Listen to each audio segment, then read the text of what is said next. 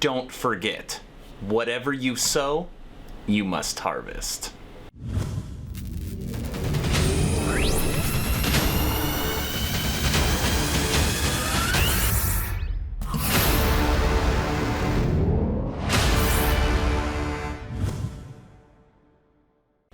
Hello everyone and welcome to Action RPG. I'm your host Aaron, and for today's video we're going to be talking about Grinding Gears game's newest expansion for Path of Exile, titled Harvest.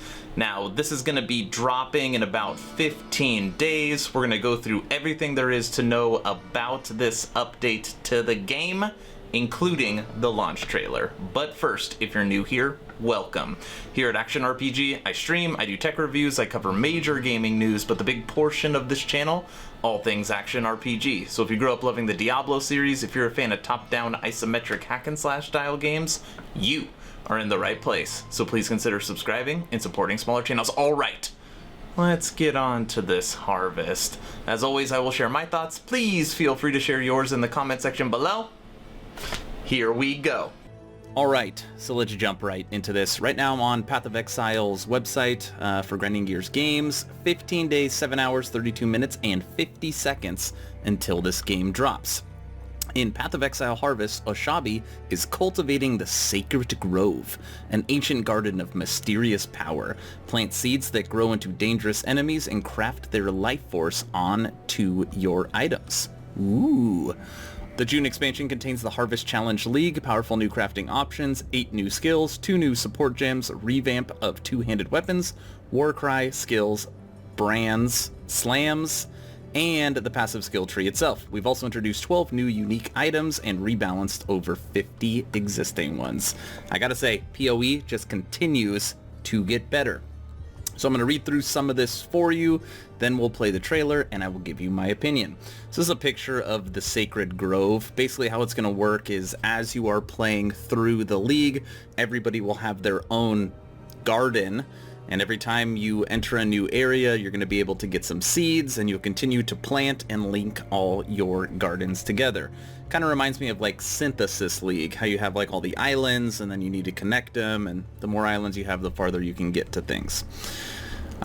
Plant potent seeds. Seek out the seed caches in every area you explore. Take its seeds through Oshabi's portal to the Sacred Grove. Sow those seeds to grow dangerous and rewarding monsters. While most seeds grow easily, rarer, higher tiers ones require more careful planning but yield more valuable seeds. So these are what the actual seeds look like. Feasting Whore, Vivid Razor Leg Seed. This is Spider. Wild Bam Black Bulb. Bam Blade Black Bulb. Okay, so those are the 3 seeds. Extract the life force. When monsters are ready for harvest, slaughter them. That's not very nice. And claim their life force. Every enemy you fight in the Sacred Grove is one you intentionally planted. Customize your combat around your character's capabilities and what rewards you're seeking.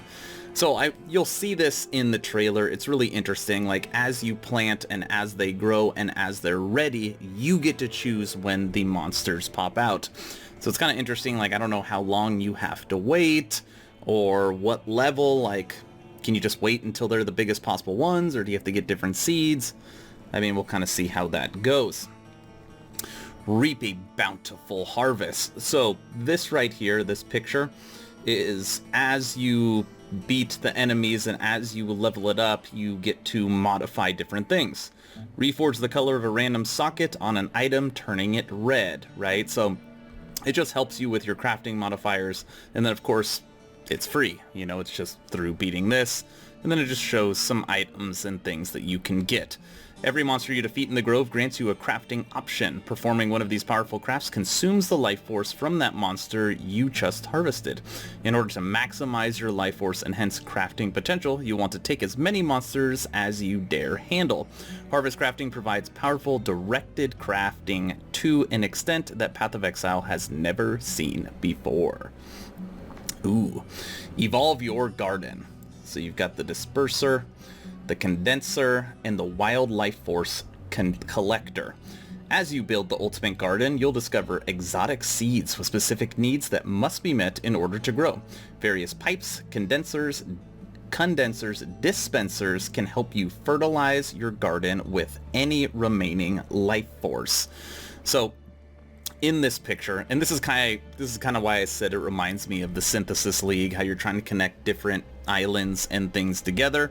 It's almost like power poles. So in here, you've kind of got, you know, your different gardens, and then their life forces or however their essence are connected through these wires, which all connect, and then it helps water the garden or make them bigger. But they're all connected.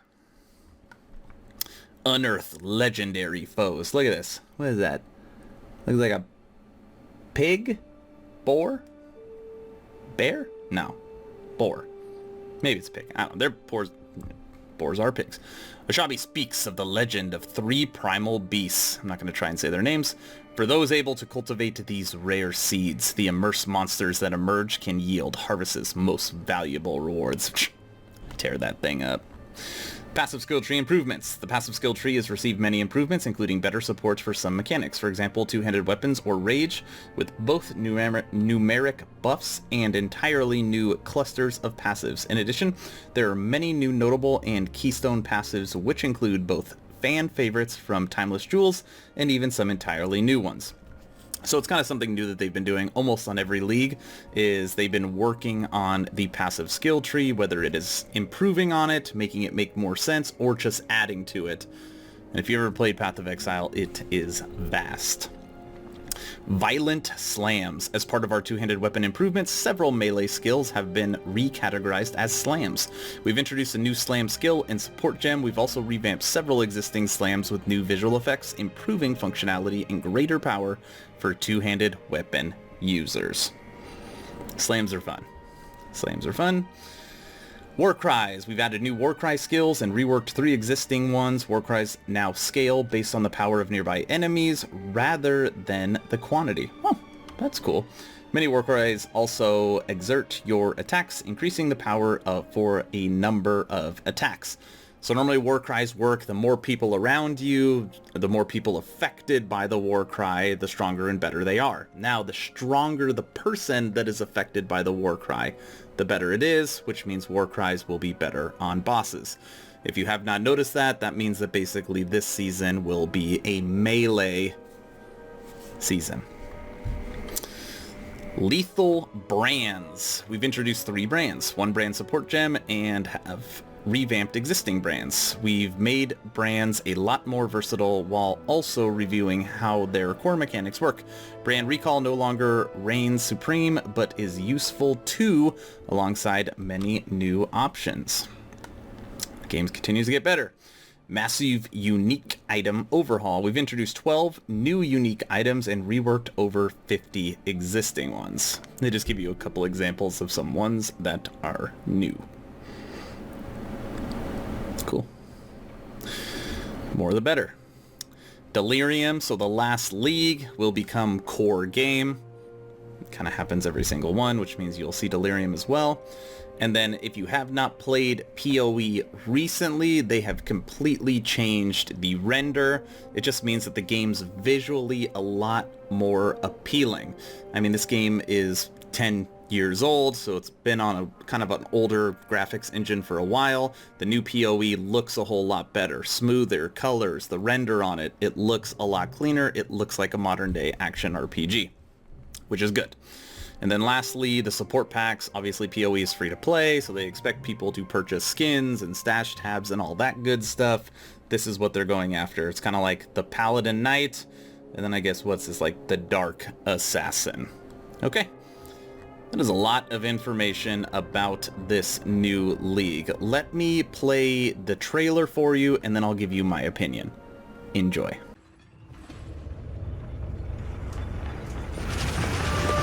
Though this land is shrouded in pain and darkness, it teems with life.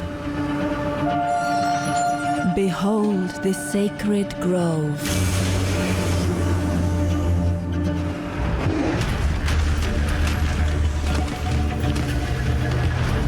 With forethought, we may bend life to our will, to remake the world as we see fit.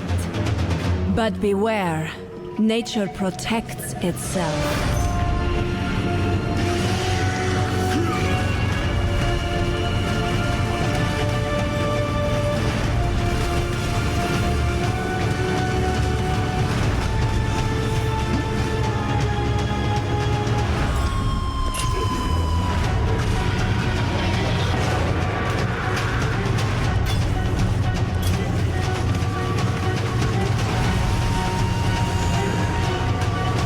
But do not forget, whatever you sow, you must harvest.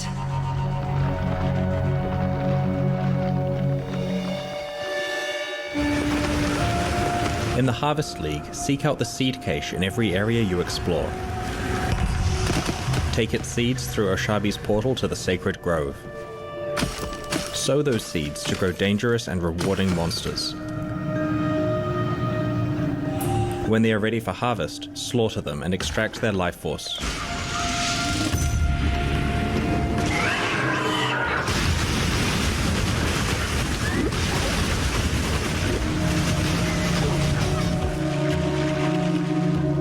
Use this life force to easily craft powerful items.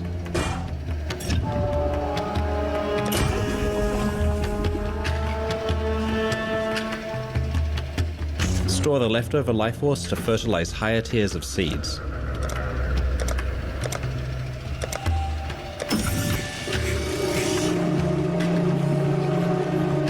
Discover rare seeds that yield exotic crafting options or dangerous endgame bosses. In addition to many new items and skills, this expansion also contains major revamps to the passive skill tree, war cries, slam skills, brands, and over 50 unique items. The harvest begins on June 19.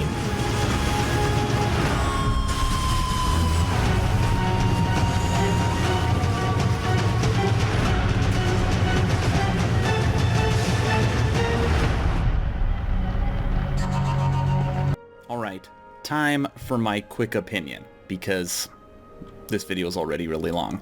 Now, it's mildly hilarious that the original term farming came from the Diablo series, the quintessential first action RPGs, and in this league, you will legitimately be farming. Obviously, you're not going to be farming crops, because that would be ultra boring, so in here, you're going to be farming bad guys. I don't know, I just thought that was funny.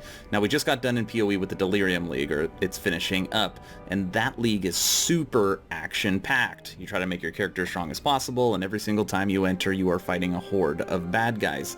This is literally the polar opposite of that. Normally, you try to make your person as strong as possible so that you can fight the hardest boss at the end.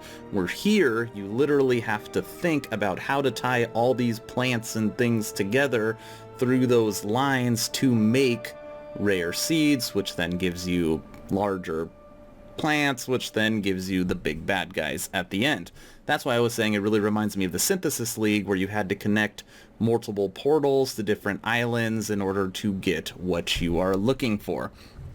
What I like the most about this update is they are revamping two-handed weapons, because that has always pretty much sucked in this game. But as far as the league itself, I mean, I don't know. I really enjoy PoE. I think the game is free. I mean, they continue to revamp it and improve it over the last decade. I mean, it is still the best action RPG, in my opinion, you can play that's out right now. But this league isn't ultra enticing. At least not to me. Who knows, it could be very fun, but the fact that every single time I enter a map, I gotta figure out how and where I want to plant all these seeds, and then how I want to connect them together, and then when to use the diffusers or whatever it is to make sure that they sprout out, and then what I need to do to be able to kill them, and then figure out from there how to get to the main boss. I don't know, it kind of seems like a lot of thinking, especially with mapping and doing everything else. So I don't know. Maybe I'm totally wrong. Maybe it'll be really, really fun, and everybody has a good time. PoE is normally always a good time, but that is kind of my opinion, at least at the beginning. Okay, let's That's all I got. This video is way too long. Thank you if you are still here. If you have not joined the official Action RPG Discord, please do that. The link is in the description below. Stay home, stay safe, join the Discord. Aaron.